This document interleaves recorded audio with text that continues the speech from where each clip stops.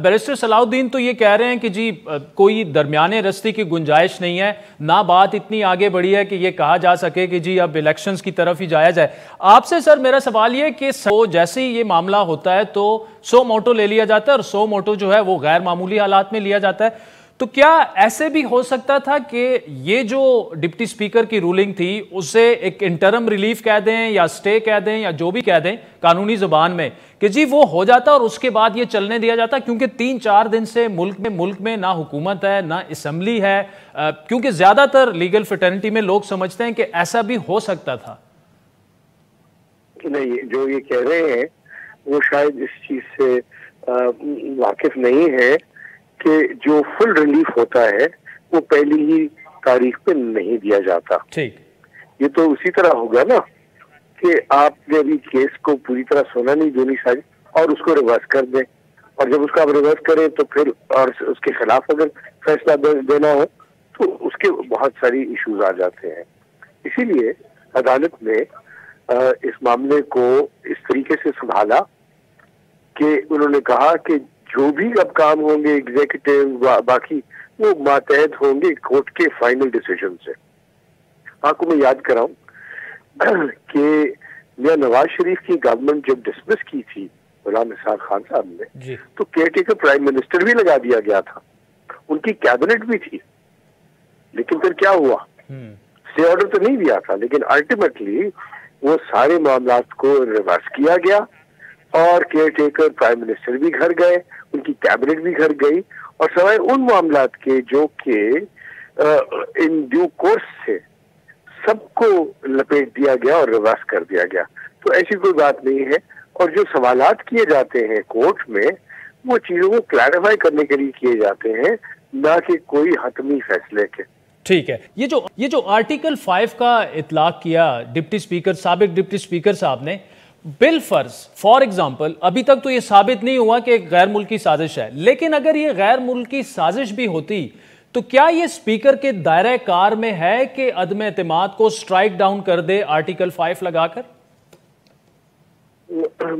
अदालत में केस चल रहा है, पर कोई ऐसी बात नहीं करना चाहता जो कि किसी भी तरीके से कंस्ट्रू किया जाए कि अदालत की कार्रवाई के अंदर कोई किसी किस्म की कमेंट्स है। लेकिन बादियो नजर में आर्टिकल 5 का कहीं पे भी दूर दूर तक शायदा भी नहीं है, इस सारे मामले में दूर दूर तक नहीं है। मैं बहुत हैरान हुआ।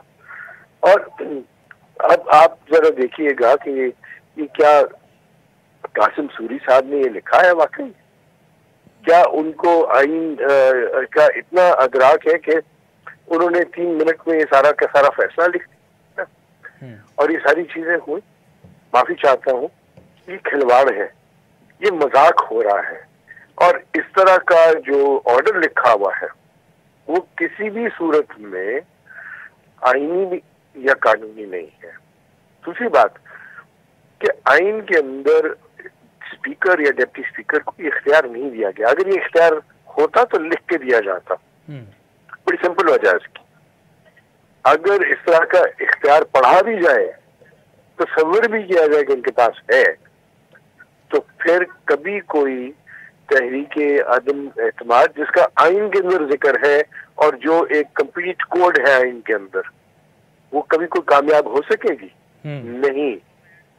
तो वो तो आइन को मुअत्तल करने की बात हो गई। इट इज मैं इतनी दूर तक नहीं जाना चाहता, लेकिन जो कुछ भी ये सारा हुआ है ये आइन को इन अबेंस करने ही के मुतरादिफ है, और ये बहुत अफसोसनाक है। आपने आइन की इस तरह पामाली की है कि आपने उसकी हर शिक को आपने पहलू तही करके आपने सब कुछ कर दिया।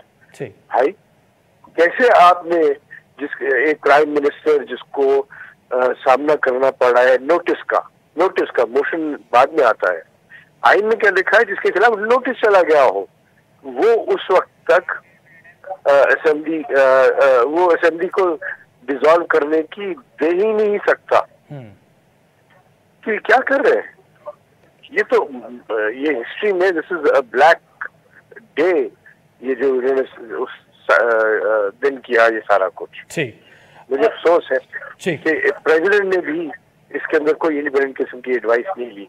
ठीक। अच्छा बैरिस्टर साहब आपके पास आऊंगा, ठीक है बैरिस्टर साहब आपके पास आऊंगा। आपने आज RT6 पर दलाइल भी दिए, ये बताइएगा कि दायरा कार की जब बात आती है, और अशतर उसाफ साहब ने तो बड़ा क्लियर कह दिया कि अब तो अगर इस्तिस्ना हासिल है और आप चैलेंज नहीं कर सकते, इसका मतलब ये कि किसी के खिलाफ अदम एतमाद आ भी नहीं सकती। लेकिन इस पर एक हमारे पास जो भी पाकिस्तान में फैसले हुए उससे हटकर एक ब्रिटिश कोर्ट का भी ब्रेग्जिट में आपको अंदाजा होगा, जब बोरिस जॉनसन ने सस्पेंड करने की कोशिश की और फिर कोर्ट उसमें इन्वॉल्व हो गई।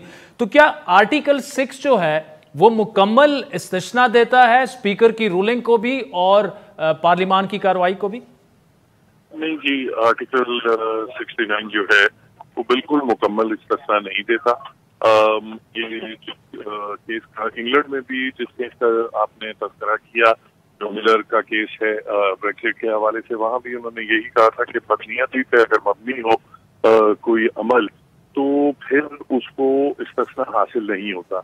इससे आर्टिकल 69 के अलावा बेशुमार आइन में शिकें हैं जिसमें कई इदारों के ऊपर वो उनको इस्तिस्ना मिला है अदालती कार्रवाई से।